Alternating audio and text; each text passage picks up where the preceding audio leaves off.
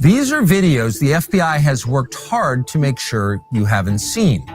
They're from the Google Drive account of Thomas Crooks, the man who on July 13th, 2024, showed up at the Butler County, Pennsylvania fairgrounds and tried to assassinate the frontrunner, Donald Trump. And look what happened to our country.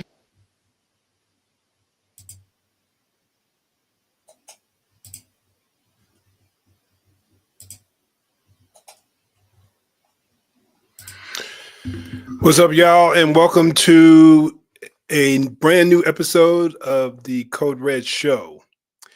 This is a really, really interesting episode we have with y'all today, fellas. Folks, the attempted assassination of Donald Trump and the details around the shooter, Thomas Crooks, has pretty much been a total mystery.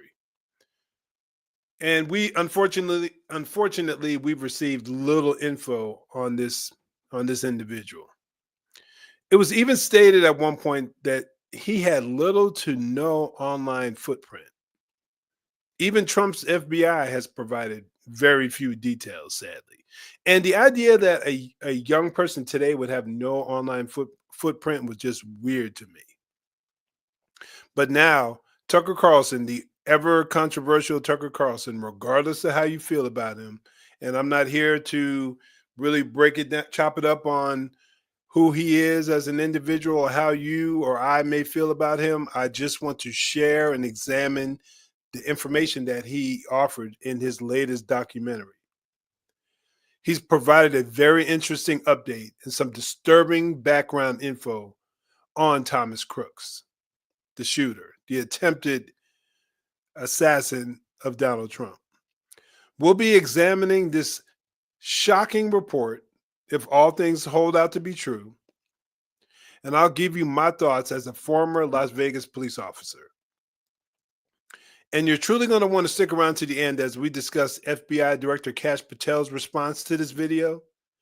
And while I was putting all the final details of this video together, I came across a New York Post bombshell, for a lack of a better term, which highlights and goes into even more detail of some of the even more shocking and disturbing information that we found about Thomas Crooks. And I'm telling you, you are not going to want to miss this episode. So let's dive in and let's enjoy it.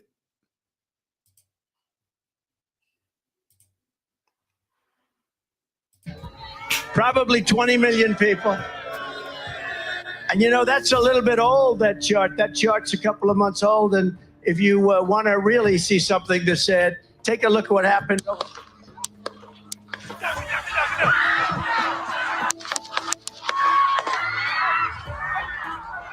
Real quick, before we proceed, where were you when Crooks almost shot Donald Trump? What were you doing? Let me know in the comments. And if you appreciate this video and what we're doing here in this conversation, make sure you share it on your social media. Give me a like. At the very least, give me a thumbs up. That day, Thomas Crooks came within a quarter inch of destroying this country. And yet, a year and a half later, we still know almost nothing about him or why he did it. That's because, for some reason, the FBI, even the current FBI, doesn't want us to know. What's up?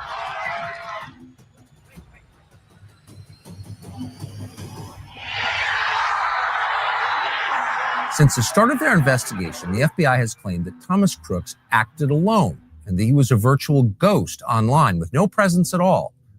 Their only substantive claim about Crooks' motive was that he was a right-winger. We learned that from FBI Deputy Director Paula Bate.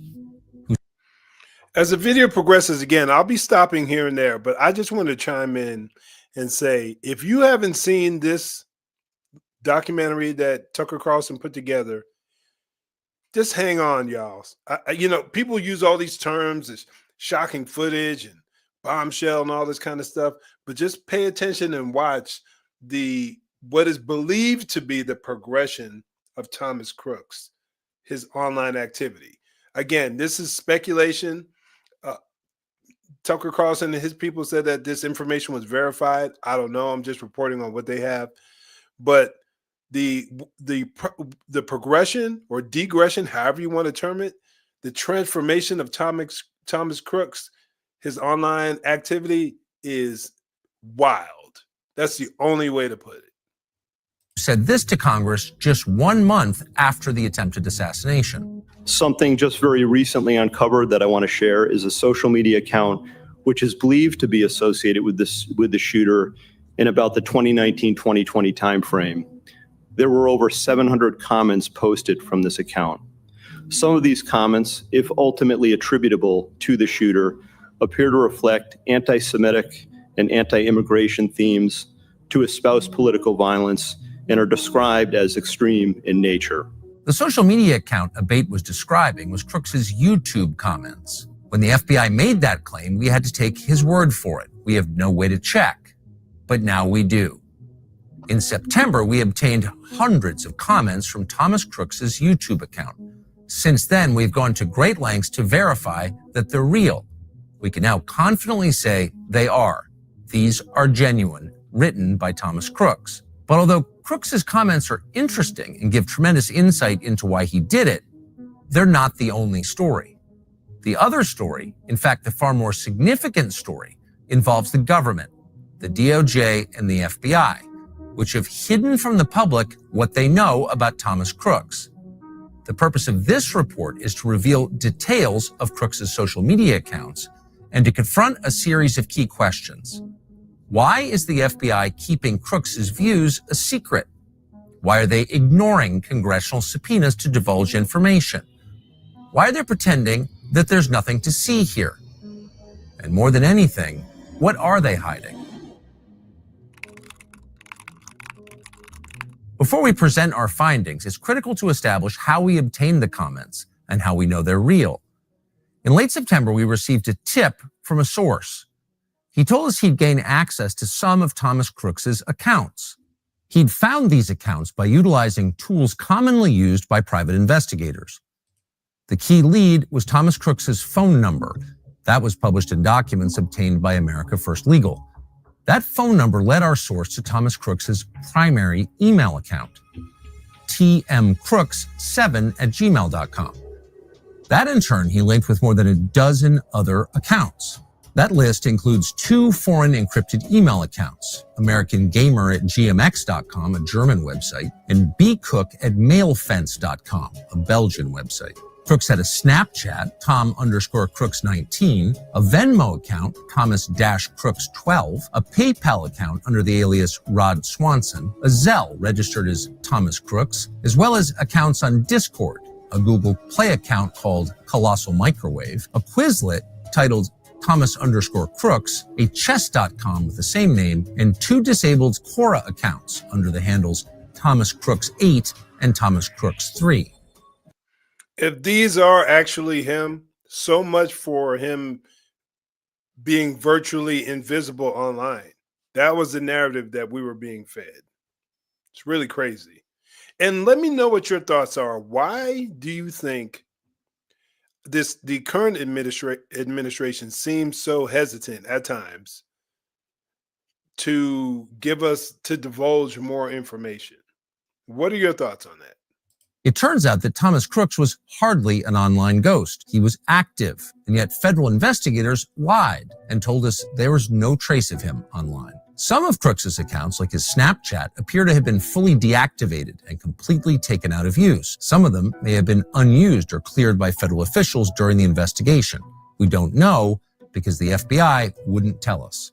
However, our source was able to retrieve all data from Thomas Crooks's deactivated YouTube account, Tom Crooks 2178, visible to other users as Tom Crooks. This account includes his search history, his watch history, and 737 public comments. Another critical account, his Google Drive, is linked to an archive of Crooks's YouTube account. That's where our source obtained the videos of Crooks dry firing a handgun in his bedroom with paper targets on the wall behind him. But aside from the video evidence, the email addresses, and the phone number tying Crooks to the account, or the fact that most of these accounts use his actual name, there are other key details that support the authenticity of what we found.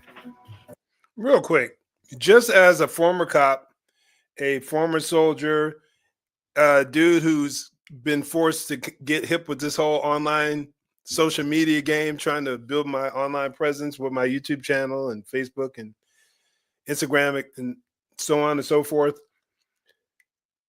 and being a dad, this young man going on and recording him shooting, him dry firing, but it's weird to me, or it seems strange that he would just do this just for the heck of it.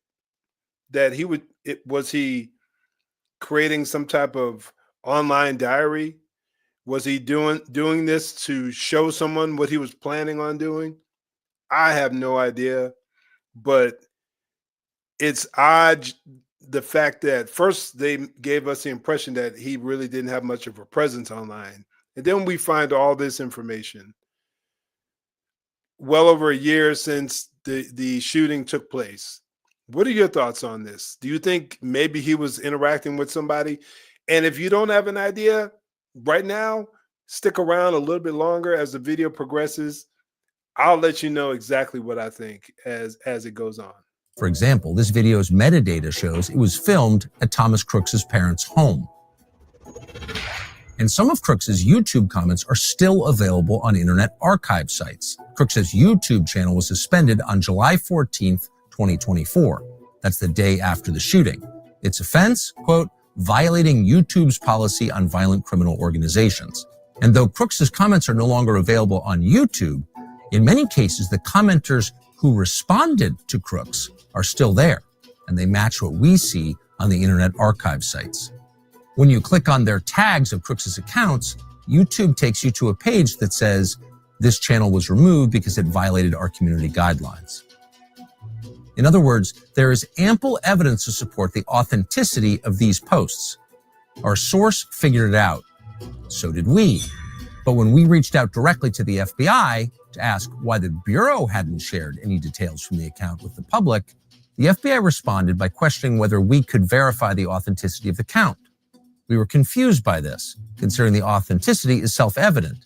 And of course, the FBI would have known that since the day of the shooting. What exactly is the FBI hiding? Here's what we do know. The digital comments we obtained were posted between 2019 and 2020, when Thomas Crooks was between 15 and 17 years old. They show two things. First, that Thomas Crooks was not some secretive lone wolf who never warned anyone that he was planning violence, just the opposite. Years before he showed up in Butler, Crooks was leaving a detailed digital trail of violent threats, including calls for assassinations and political violence. Second, they show a man who started out as a radical Trump supporter, whose views on the president changed completely during COVID. The FBI lied about that fact and pretended that Crooks was a right-winger. You know, he's kind of, let me back up just a bit here. He's a strange looking kid, and I'm not saying to make fun of him, but he gives the appearance, and I've never heard him speak. And I think there was some video footage of him having some associations with BlackRock. So I don't know to what degree. I don't know like his level of intelligence or whether he was developmentally delayed or anything like that, but he looks like he might have had something wrong with him physically. And I don't know if that's even the case, but if so, that could have played a factor into his mindset, because the shift is so radical. It's like nothing I've ever seen before. Lied about that fact and pretended that Crooks was a right-winger. At 11:35 p.m. on July 19th, 2019, in response to an MSNBC video, Crooks wrote, quote, Ilhan Omar and others are invaders and should honestly be killed and their dead bodies sent back. At 1:17 a.m. on July 20th, 2019, Crooks commented on a CNN video. He said Donald Trump was the literal definition of patriotism. 7 hours later, he commented on an MSNBC video. He wrote, I hope a quick, painful death to all the deplorable immigrants and anti-Trump congresswomen who don't deserve anything this country has given them. That evening, on a separate MSNBC video, he wrote, quote, every one of the Trump-hating Democrats deserve to have their heads chopped off and put on stakes for the world to see what happens when you fuck with America. Wow. These sorts of comments continued for months and became increasingly violent. The following day, Crooks responded to a CBS Evening News video about the squad saying this, quote, "This is going to be blatantly racist, but I hope Trump has these people murdered." Crooks openly called for dictatorship and putting, quote, Hispanics back in their place. He warned that if Democrats win in 2020, quote, they won't be in there for long because unlike the Dems, we have guns and lots of them. In one comment, Crooks noted that, quote, 50 million Americans with AR-15s will make quick work of any blockades the government can put in to protect the White House. He left multiple references to Mao Zedong's famous line, "The only real political power comes from the barrel of a gun." On September 30th, 2019, Crooks responded to comments about a potential civil war, saying this, "Most rioters don't bring assault rifles and body armor like we would, and we wouldn't be going to the streets, we'd be going to Washington." At this point, one user named Hyperpandas responded saying, quote, "Law enforcement will thank you for grouping up and being so visible. It'll make your arrest so much simpler." Now, if that was all we had about Crooks, you can see why somebody would justifiably say that this dude was some extremist on the right. It would make sense, wouldn't it?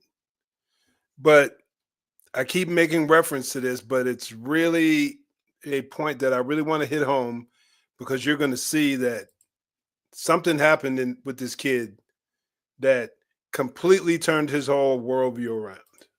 Crooks responded saying, "Cops can't arrest me if they're all dead," before adding, "Even an untrained man with an AR-15 is dangerous. You think Adam Lanza or any school shooter trained?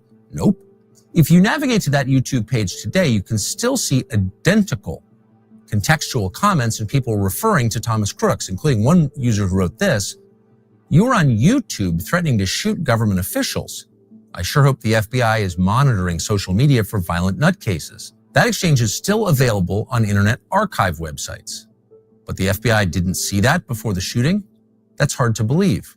On various occasions, Crooks openly said things like, Mueller should be hanged along with the rest of the Democrats involved in that witch hunt. And I always believed being patriotic was lining up a bunch of socialist Jews, like the ones who booed Trump, and blasting their useless brains out with an AR. And yet in early 2020, Crooks seemed to change radically. On January 23rd. So less than a year, I would argue, I would surmise that he went from how he spoke in 2020 to this, what we're about to see. He was already extreme. He was already dangerous. He was already violent, or at least had those that air about him, or at least in words, he was speaking like that. But let me know what your thoughts are, because when they start talking about some of the things that are going on in the world, we all know what went down in 2020 was COVID. My thoughts are that COVID played a role. What do you think? Of that year, he referred to, quote, Trump's stupidity. He began to mock the concept of the deep state. He suggested it was a code word used by Trump supporters for, quote, anyone who disagrees with the right wing. Suddenly, he sounded like an MSNBC commentator. In February of 2020, he called out Trump supporters as, quote, too brainwashed to realize how dumb you are. I mean, literally, you guys sound like a cult at times. That same day, he called Trump and his supporters, quote, racist. It was an amazing transformation. My initial thoughts when I saw this video was that it's fake. It can't be. Who makes such a radical shift? Unless you have some type of religious awakening. Because I know from in 2010, I went from voting for and supporting Barack Obama in 2008 to being very much against Obama in 2012. Obviously not to the point to where I wanted to do the guy any harm, but I started seeing the issues with his political views compared to in light of my Christian faith, and there was no way I could support him. So in light of something like that, either we're talking about somebody who's completely mentally ill, maybe somebody who might have been manipulated, brainwashed, and there could be another category. Let me know if you think there's another one, but maybe it's just not him or someone else talking. I don't know. What are your thoughts? In April, during the peak phase of the coronavirus lockdowns, Crooks wrote, quote, it seems that you people don't understand that sometimes Public safety comes before your personal rights. Are you not willing to quarantine one member of your family to save the rest? If so, you are not a patriot and you aren't protecting anything. This is why I think COVID may have had something to do with it, because COVID made some people just lose their minds. There were many people who were already anti-Trump, for instance, and they went to the extreme with COVID. Take like a Howard Stern, for instance, somebody like that. Dude lost his mind during COVID. It really fried people's brains, I think. The hysteria that was created by the left primarily and the media. Around this time, the new left-wing version of Thomas Crooks became very critical of conservative media. He said at one point, quote, "Going to a Chinese New Year's party in America isn't putting you at risk for coronavirus, because, believe it or not, viruses don't spread through race like Tucker Carlson probably told you." That May, as state officials across the country overhauled election systems to promote mail-in voting, Crooks attacked Republican concerns about voter fraud as, quote, "ignorant." 4 months later, in August 2020, his tone had shifted even further to the left. He said, quote, "I believe the outcome will be irrelevant." In response to the same video, Thomas Crooks issued what sounds a lot like a digital manifesto. Quote, "In my opinion, the only way to fight the government is with terrorism-style attacks. Sneak a bomb into an essential building and set it off before anyone sees you. Track down any important people or politicians, military leaders, etc., and try to assassinate them. Any sort of head-to-head fight is suicide, and even ambush or surprise attacks likely aren't going to end well." These remarks were especially notable because they came at the final phase of Crooks's YouTube commenting. At that point, a new character emerged into the conversation, a user named Willie Tepes, who started pressuring Crooks to commit violence. For example, quote, "If a gun and a badge is all that is needed, then authority obviously comes from the barrel of a gun. We have more guns than they do. There is no way we can avoid a war at this point, so you better just get used to the idea. We have nothing to lose and everything to win. And the alternative, a global police state, is unacceptable. Nothing in life is simple, but that is no argument against doing it." So who is this Willie Tepes? Unfortunately, we don't know. The FBI hasn't made any mention of him in public, although they certainly know he exists. Just days after the shooting, somebody screenshotted Tepes' YouTube account page, despite the fact he had very few followers. To the extent that he can be traced online now, you can find his username being used on a foreign Antifa website. Those sites link him to the Nordic Resistance Movement, which has been designated a terrorist group by the U.S. State Department. I did a little research on these guys, this Nordic Resistance Movement, yesterday while I was prepping for this video, and they're basically like a neo-Nazi type organization. At least that's the characterization out of based in Denmark, Sweden, places like that, over in those Nordic countries. To the Nordic Resistance Movement, which has been designated a terrorist group by the U.S. State Department. That's all we know. We do know, however, that Crooks's online footprint abruptly ends after his encounter with this mysterious figure, Willie Tepes. Regardless of whoever Willie Tepes is or was and what his motives may have been, who he may have been working for, there is no doubt that Crooks was ripe for recruitment by someone. From early 2019 to mid-2020, as his political views were evolving, Crooks searched for Trump more than 700 times online. It also brought to mind, while I was getting prepped for this video, there's a organization, I don't know if you're familiar with them. They've become more popular in recent months, but they're called the 764 Network. And they've been known to be some type of exploitive group of people. According to AI, it says the 764 Network emerged as a particularly disturbing online criminal enterprise that exploited vulnerable individuals through sextortion schemes originating from the CVLT network. I'm not sure what that is, in 2021. And they've been known to extort people, victimize people, encourage young people to harm themselves. I think I switched over to this real quick.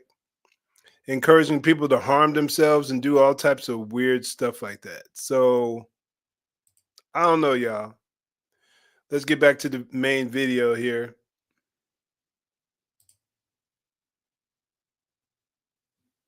Also searched for Jack Ruby, the man who assassinated Lee Harvey Oswald.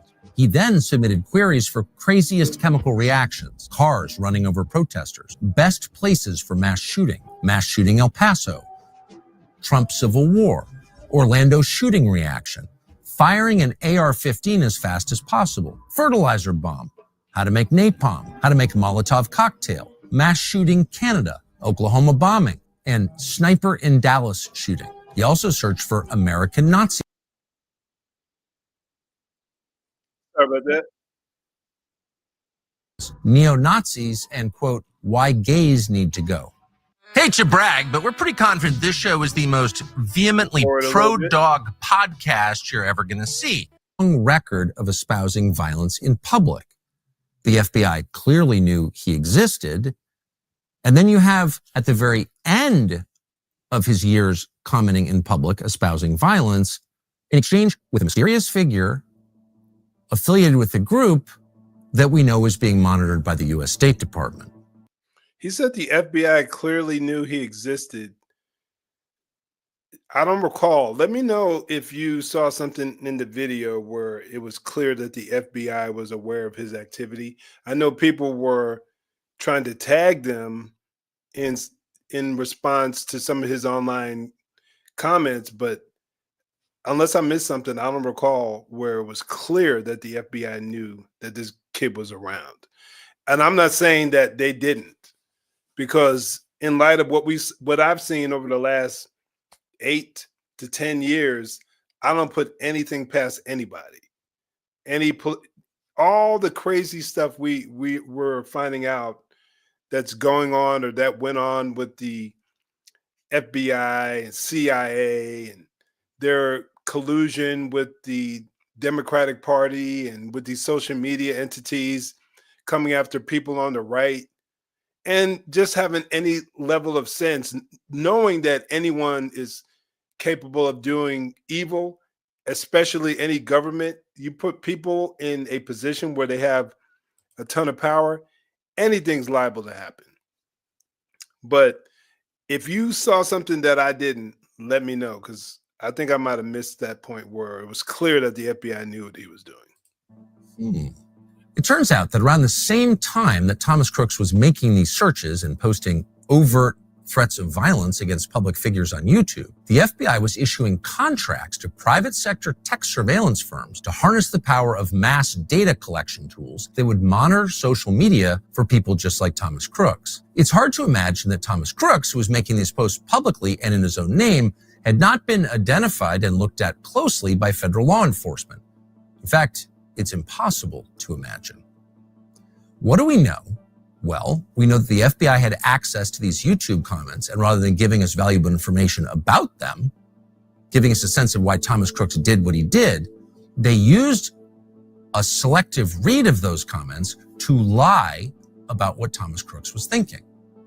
2.5 weeks after the attack on July 30th, a source familiar with the investigation told CNN that, quote, federal investigators are looking into a YouTube account possibly connected to Crooks in which the user espoused political violence as well as anti-Semitic and anti-immigration themes. Well, of course, it wasn't possibly connected to Thomas Crooks, as the FBI knew full well it was Thomas Crooks's account. There was never any question about that. And yet the same day, the FBI's then deputy director made the same dishonest claim before Congress.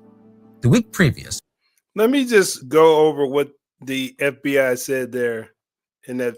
Possibly connected to Semitic and and I've been harping on this issue for years when it comes to the media and how they frame stuff and how the mainstream media I'm talking about, how they frame things in order to get you to believe things a certain way or to hold to or gain a specific ideology.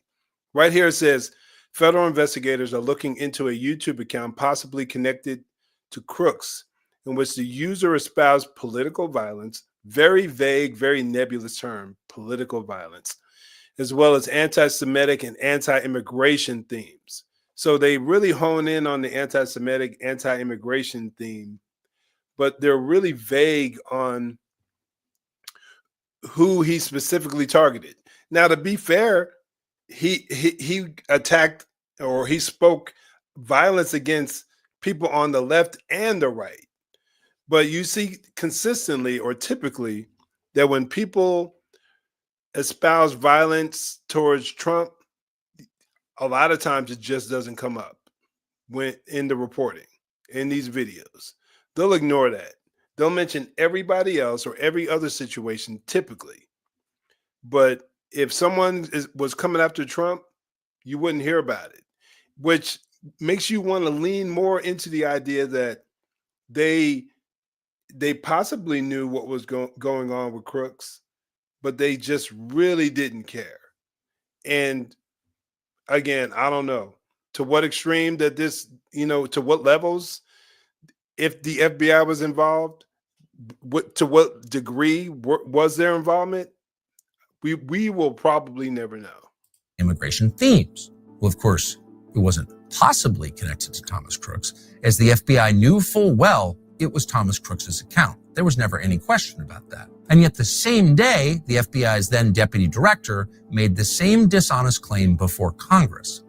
The week previous, then FBI Director Christopher Wray publicly questioned whether Trump was even shot. With respect to former President Trump, there's some question about whether or not it's a bullet or shrapnel that hit his ear. In February 2025, the New York Post reported that, quote, the FBI has obstructed efforts to solve the mystery of why Thomas Matthew Crooks, who left no manifesto, did what he did.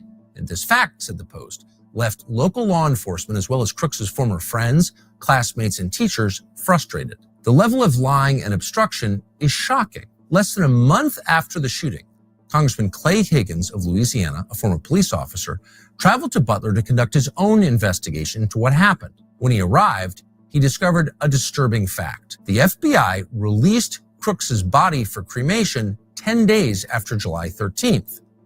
This wasn't known to the public until Higgins arrived in Butler on August 5th, when the coroner told the congressman, quote, he would never have released Crooks' body to the family for cremation or burial without specific permission from the FBI.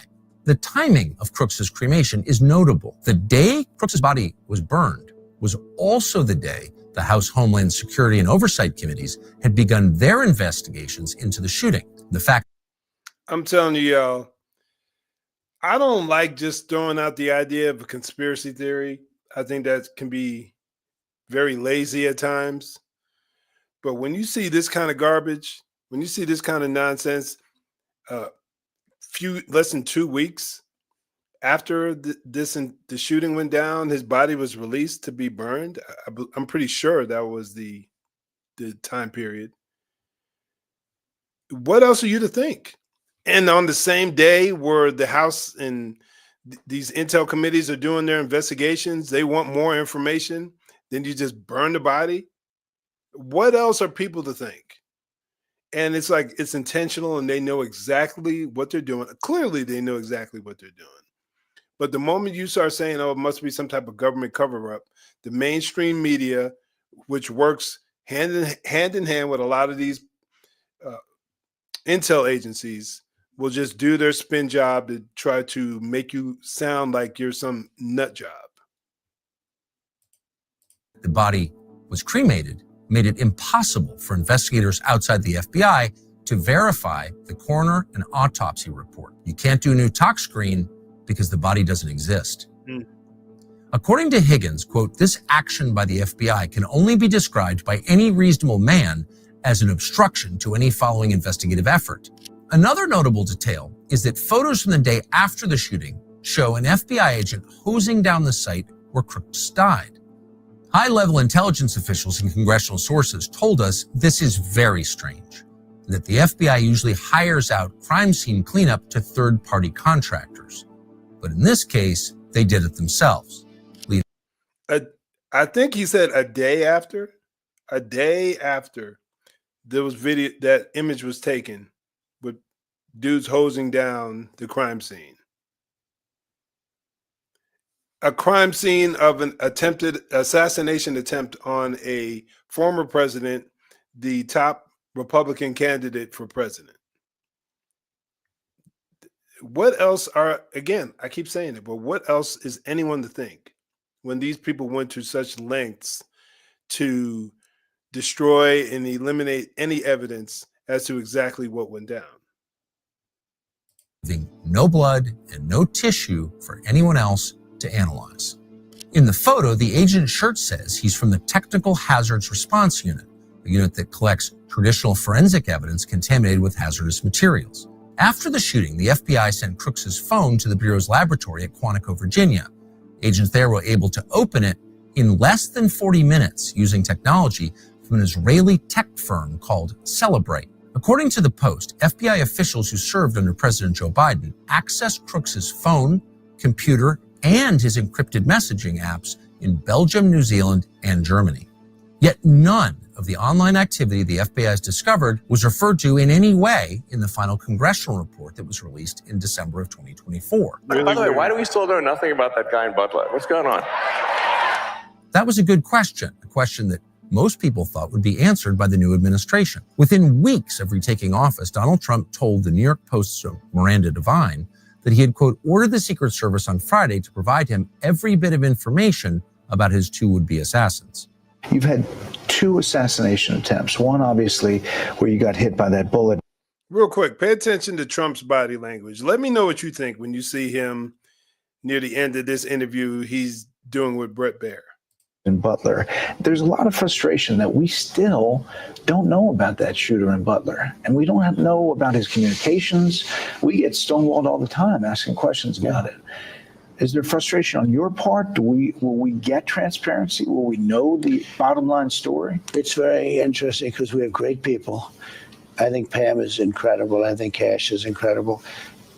And they're doing a great job. They're being recognized as doing a great job. But you're the president. Can't you find out? No, I know. I'm relying on my people to tell me what it is. I don't know. He seems as if he was disappointed to some degree. Of course, he's not going to publicly shoot down people he still relied on or he still holds in high regard. He loves Pam Bondi. He loves Cash. But both of them, in my opinion, my personal opinion, have been disappointments. Dan Bongino, disappointment. And it leads me to think that there's way more going on here than any of us will ever know. I can't wait. I look forward to the day where I don't think he'll ever go back to doing any online activity as far as having his show, Dan Bongino. But it would be really interesting to see him discuss his time at the FBI after he leaves, whenever that is, because there's just so many questions we have when it comes to the Epstein files, this situation where he was really firm about his perspective as a former police officer, former Secret Service agent. But now that he's in there, and I know it's very political once you get in there, and but I can't help but wonder what's really happening. Did somebody get to him? Did he find out that this deep state is so deep and there's no chance of them ever really getting to the bottom of things and they don't want to dishearten the country? But if that's the case, in so doing, it makes you look weak. It makes you look like you don't know what you're doing, because the average everyday citizen can look and see that, okay, we're not getting all the facts. What's up with this sudden flip on the Epstein files? What's going on with Epstein supposedly taking his own life or not? What's going on with all of this other information? What's going on with these attempts on Trump's life? Why are we getting so little information about all of these different potential cases? It just really makes you look bad. And it makes everyone, or most of us, question your honesty. But his people insist there's nothing there, and they don't seem interested in finding out more. How come we don't have more information on the assassination attempts on President Trump? There's two reasons. two open, ongoing prosecutions. But we have personally invested our time in making sure that we have looked at any possible international connections to terrorism and adversaries alike. And we've both been down to Quantico. We've both done the laboratory testing. We've both seen the explosives analysis. We've both seen the firearm and physically held it. We are all in on these investigations. Are we going to be surprised at what you learned? You know what, Maria? Cash is not kidding. We've been personally briefed extensively on every single detail, nugget, tendril of this case. One is actively in court right now. So out of respect for the case, it's probably more appropriate that I stay quiet on that. However, I'm not going to tell people what they want to hear. I'm going to tell you the truth. And whether you like it or not is up to you. If there was a big explosive there, right? Given my history as a Secret Service agent, and my personal friendship as a director does with the president, give me one logical, sensible reason we would not have. If you can think of one, there isn't. In some of these cases, the there you're looking for is not there. What a baffling thing to say. Thomas Crooks is dead, of course. There was no trial against Thomas Crooks. And by the way, they weren't misspeaking. This wasn't an accident. We know that because the director of the FBI said the same thing once again under oath in front of Congress in September. When your predecessor sat right there in that seat a couple of years, last year in a committee hearing, I asked him a very detailed question about Matthew Thomas Crooks, the shooter responsible for the assassination attempt on President Trump's life. I did get an answer from Chris Wray that day, and I submitted written questions to the FBI and into the record of this committee. And I want to resubmit those questions today because I think we are still awaiting answers to those questions. So, Mr. Chairman, I'd like to submit them for the record, please. I'd like to ask you, sir, and the FBI, under your leadership, would you please respond to these questions, and can you commit to doing that? As soon as the trial's over. But if it's true that there's nothing here, then the FBI has a very strange way of showing it. In July of 2024, a bipartisan group of senators led by Republican Senator Ron Johnson of Wisconsin sent a letter, quote, requesting records related to the July 13th, 2024 assassination attempt. Fully a year later, the FBI still had not responded. What is this about? This summer, Senator Johnson issued a new subpoena, noting that, quote, nearly a year after the assassination attempt, and the initiation of the subcommittee's investigation, the FBI has repeatedly failed to produce the subcommittee records and information critical to its investigation. In the subpoena, they demanded pictures and images related to the assassination, video footage, forensic reports, records related to FBI interviews, and notably, all records referring or relating to any of Thomas Crooks's electronic devices, digital or financial accounts, or online search history. What are you telling us? I am totally unsatisfied. I am totally unsatisfied.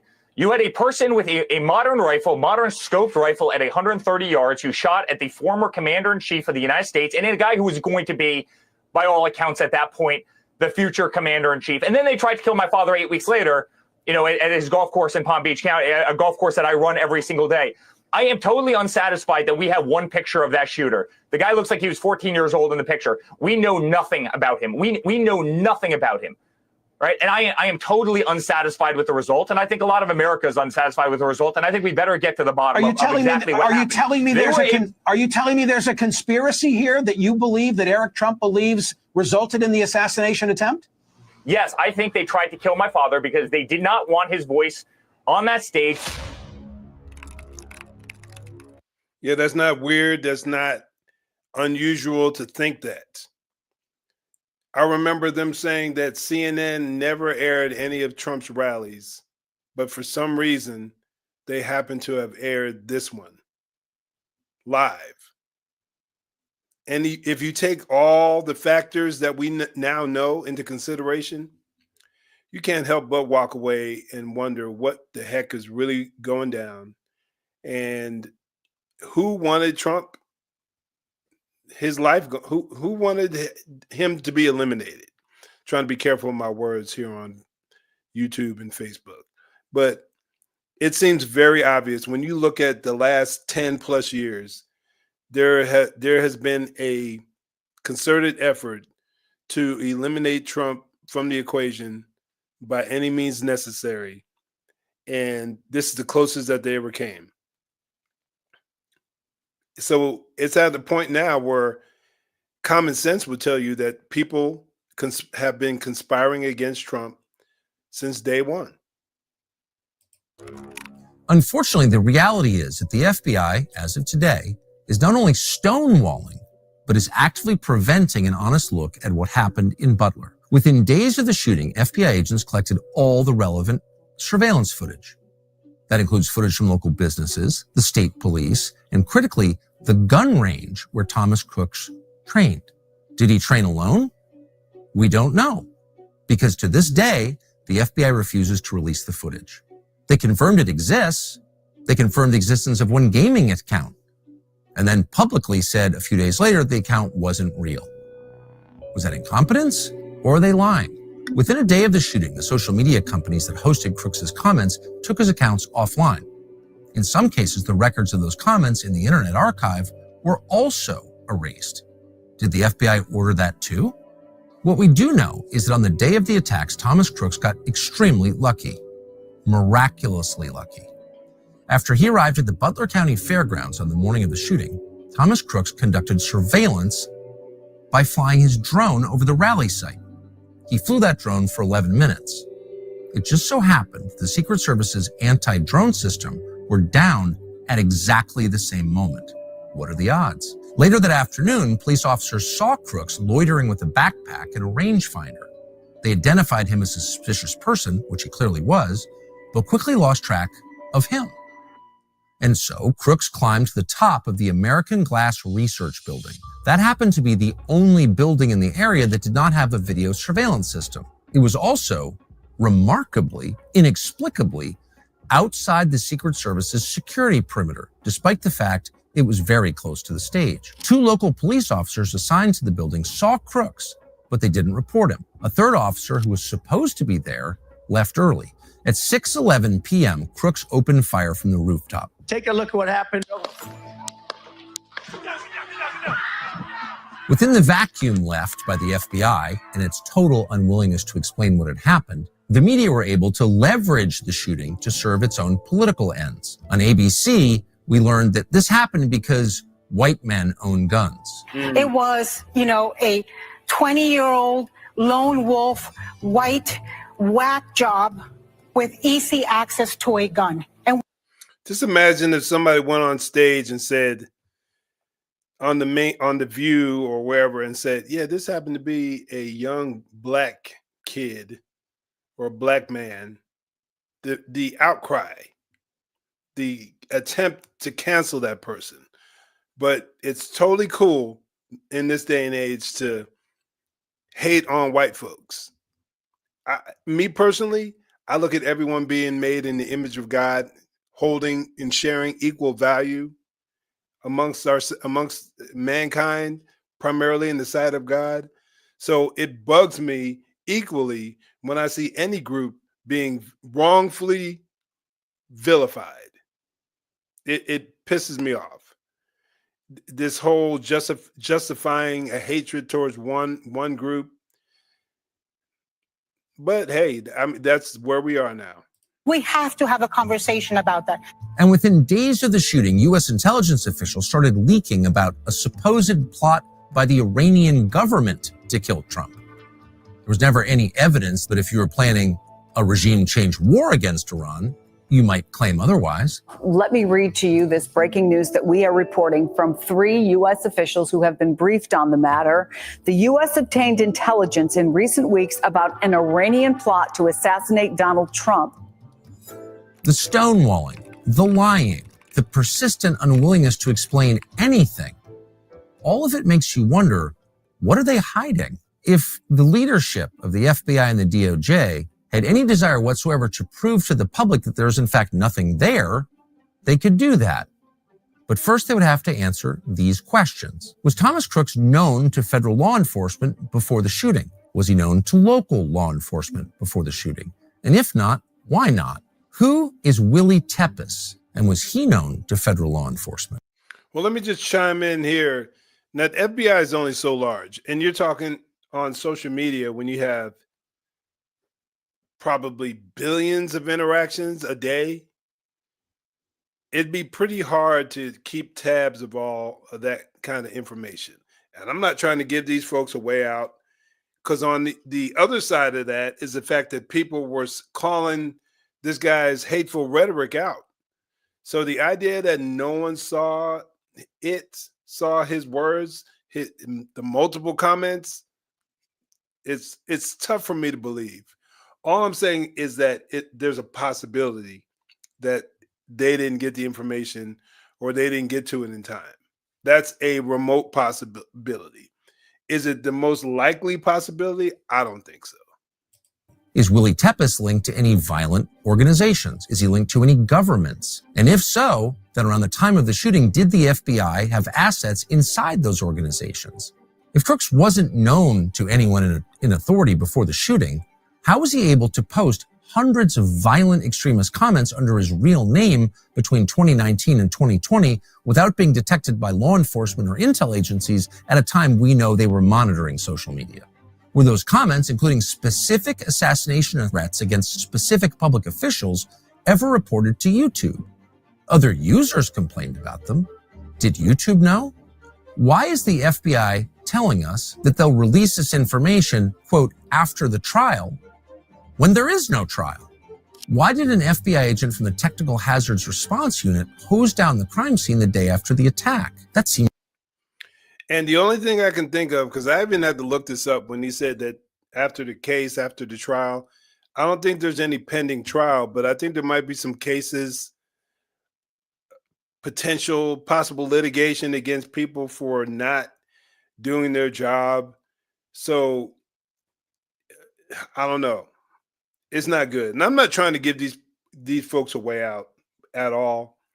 All I'm trying to do is be fair and open and honest with data, because I know as an investigator, as a former police officer, and even when I worked in the jail, I used to do gang and intel investigations. I do know that there could be some options or reasons why things go down that we don't necessarily think of right away. So I have a tendency to want to give them the benefit of the doubt initially, because ultimately it's not beyond a doubt, it's beyond a reasonable doubt when it comes to someone being prosecuted in a jury trial. So, and there have been times where I swore up and down that there was no way something could be a certain way, and then I end up finding out some additional information that completely changed my perspective. So I just say that based on my experience, having done hundreds of interviews, probably even more over the years, and not always wanting to be the one to always assume wrongdoing. But this case right here, with all of the weird facts, I don't see how we can truly see it any other way. Too many coincidences. It's very strange. What happened on the roof of the American Glass Research Building for the 10 seconds after Crooks's last shot until he was killed by the Secret Service? Does the FBI have surveillance footage of Thomas Crooks shooting that day? Was the FBI present at the medical examiner's autopsy? Are there still blood samples? Can they be examined by outside authorities? When Congress demanded the autopsy, did the FBI restrict what the examiner could tell the Congress? When the FBI cleared the coroner to release Crooks's body for cremation, did they keep tissue samples, brain tissue samples, spinal cord samples, or spinal fluid samples? Law enforcement sources told us that in a typical investigation in a crime of this nature, it would be normal to preserve all of that, those samples. If the FBI didn't, why not?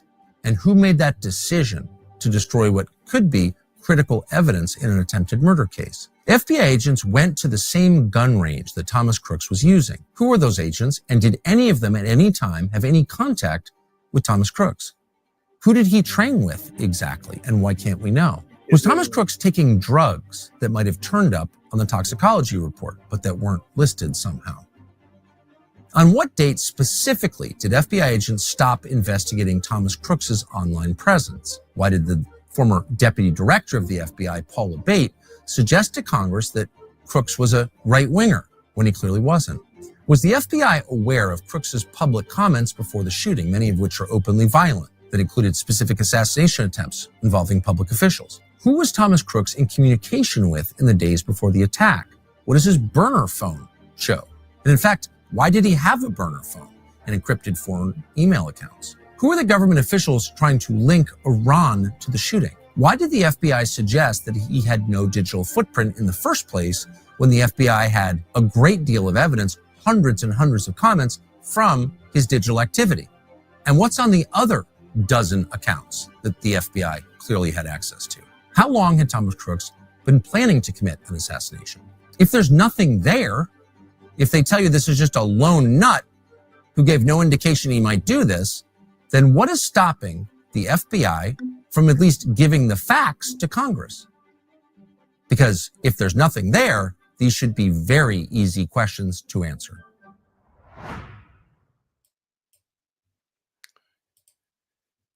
What do y'all think?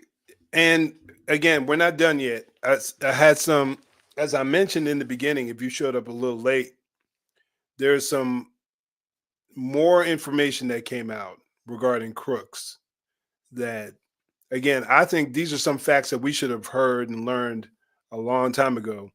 But for some reason, some really odd reason, we just haven't been able to get this information. But let me know, what are your thoughts on, again, I'm not done here, but what are your thoughts on everything that you saw in this video? Do you think that there's some grand conspiracy, or could there be some simple, plain, easy to understand information that we just aren't privy to? But let me share with you this information here. Now, I'm not the biggest Benny Johnson fan. I think he's kind of a dweeb, but that's just me. And he, mainly because he uses a ton of clickbait when he makes his videos. And then when you actually see the video, it has nothing to do, sometimes, not always, but there have been enough situations where some of his videos have nothing to do with the actual thumbnail, and it kind of irritates me, especially as someone who's trying to build a social media following. And I really want to be honest with my material. But there's a report that just came out from Miranda Devine of the Washington Post, the same one who had the information on the Hunter Biden laptop that was suppressed all those years ago, that we came to find out that it was completely legitimate. We didn't find out that it was legit, as far as, or at least the mainstream media didn't acknowledge it until years later, definitely not during the election period. But she has some information where she discusses a fact about Thomas Crooks that is shocking, but at the same time, if anybody's been keeping up with any of the news in recent years, it's not completely surprising. Check it out. And they're about to get worse. New account linked to Thomas Crooks shows furry fetish and transgender ideology. Is anybody surprised? Let me know in the comments, y'all. Again, I haven't verified this information, but if what she said is true, would any of us be surprised? Let's go ahead and read. Crooks was shot dead by a Secret Service sniper, but not before killing a rally goer, Corey Compertor, 50, and seriously wounding David Dutch and James Copenhaver, also hitting President Trump in the head with a bullet. Then FBI Director Chris Wray told Congress on July 13th, 2024, attack, that the Bureau had found nothing in Crooks's online history that pointed to a motive or political ideology.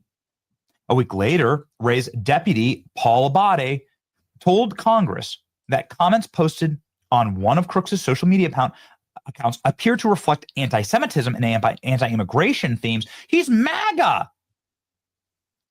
Oh, wow. He's MAGA. He's a member of the America First MAGA movement. Got it. Trying to kill Trump. Thanks to enterprising source who uncovered Crooks's hidden digital footprint, we can now see that Abate misled Congress by omission because he left out the entire section of Crooks's online interactions from January to August 2020, when he did an ideological backflip and went from rabidly pro-Trump to rabidly anti-Trump, and then went dark, never seeming to post again. Among these 17 accounts uncovered by our source were ones on YouTube, Snapchat, Venmo, Zelle, GroupMe, Discord, Google Play, Quizlet, Chess.com, and Quora. The online interactions when Crooks was ages 15 to 17 give us a better understanding of his evolution to an assassin and invite more questions about what reversed his ideology. The danger Crook posed was visible for years in public online spaces, says the source. His radicalization, violent rhetoric, and obsession with political violence were all documented under his real name. It wasn't hidden. This is what Tucker proved on Friday with his bombshell report. The official narrative claimed that he acted alone without clear motive, ideology, or digital footprint. That is a lie. Yet the source found reams of information that shows that Crooks was not simply one unknowable lone actor. He left a digital trail of violent threats, extreme ideology, admiration for mass violence. He spoke openly of political assassination and posted under his real name. He was even flagged by others for his threats. Thanks to an enterprising source that uncovered Crooks' digital footprint, we can now see that the FBI deputy director misled Congress by omission because he left out an entire section of Crooks' online interactions from January to August of 2020. He did an ideological backflip and went from a pro-Trump supporter, as we covered on Friday, to an anti-Trump supporter obsessed with violence against the government. In less than 2 years. Crazy. But keep listening, because we're going to get more into the furry and trans allegation. Ladies and gentlemen, Crooks' trajectory from pro-Trump to anti-Trump is evident. He referred to Trump as the literal definition of patriotism in 2019.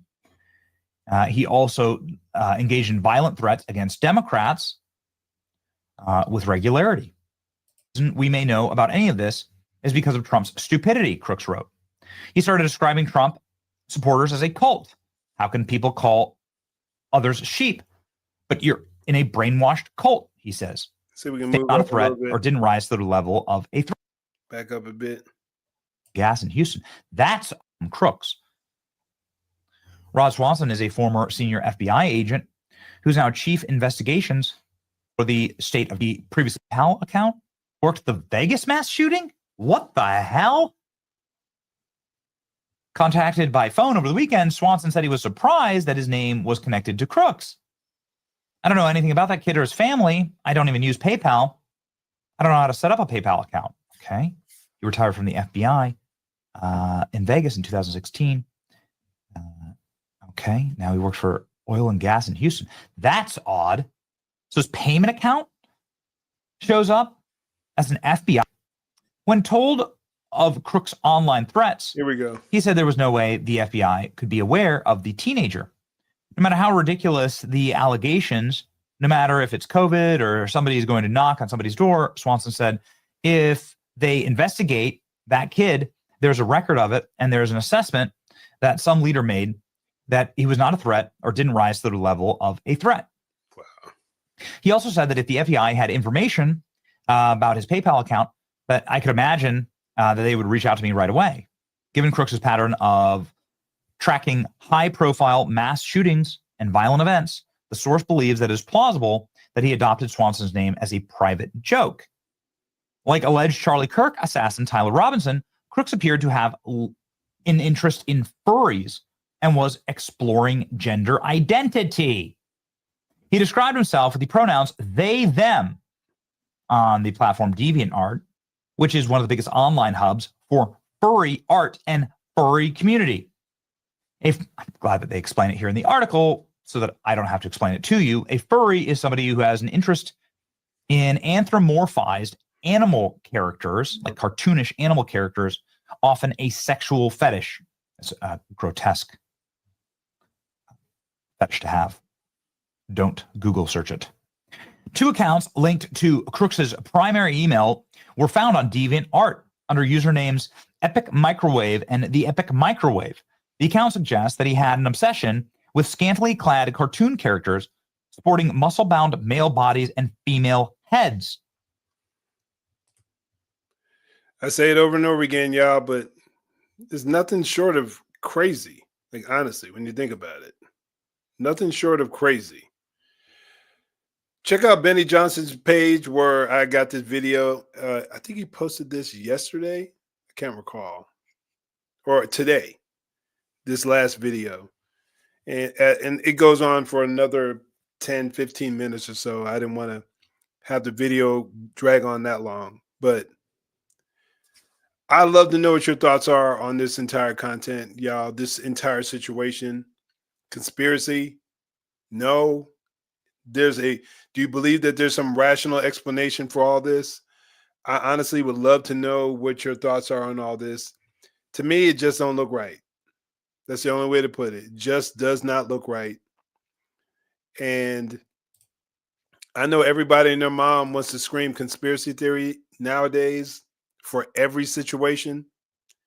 And there are a lot of questions out there for a variety of situations. What's going on with the Charlie Kirk investigation, this and that. But I also want us to be discerning, be intelligent when we seek to ask questions and we seek to inquire as to what's going on. And before we go, I just want to share with you this one thing, because I always want to bring it home to what the scriptures have to say about these various topics. I want us to be wise. I want us to be discerning when we have these conversations. Proverbs 18:15 says, the heart of the discerning acquires knowledge, and the ears of the wise seek it out. The heart of the discerning acquires knowledge, and the ear of the wise seeks it out. So be discerning. Seek out knowledge, acquire knowledge. Don't just listen to what anybody says. Heck, don't just listen simply to what I have to say. Be willing to ask hard, challenging questions, even of me, even of people who think like I do, and of the other side. And then Proverbs, the same proverb, verse 2, says, a fool does not delight in understanding, but only in airing his opinions. So don't be considered the fool, y'all. Be smarter than that. I appreciate y'all for joining me. If you appreciate this content, make sure you share far and wide. I'm really trying to be consistent. I'm not trying to. God willing, I'll be consistent. You'll see me back on Wednesday around the same time, 1400 Pacific time. And I'll let you know what topics we'll be discussing over the next couple of days. But Monday, Wednesday, Friday is the game plan. I want to be consistent. I want to really push back on the craziness going out there in the culture. Any top story, any interesting situation, I want us to be able to talk about it openly, share our thoughts, and I'll give you my perspective. But as always, stay safe, God bless, and make sure you join the conversation. Peace out, y'all.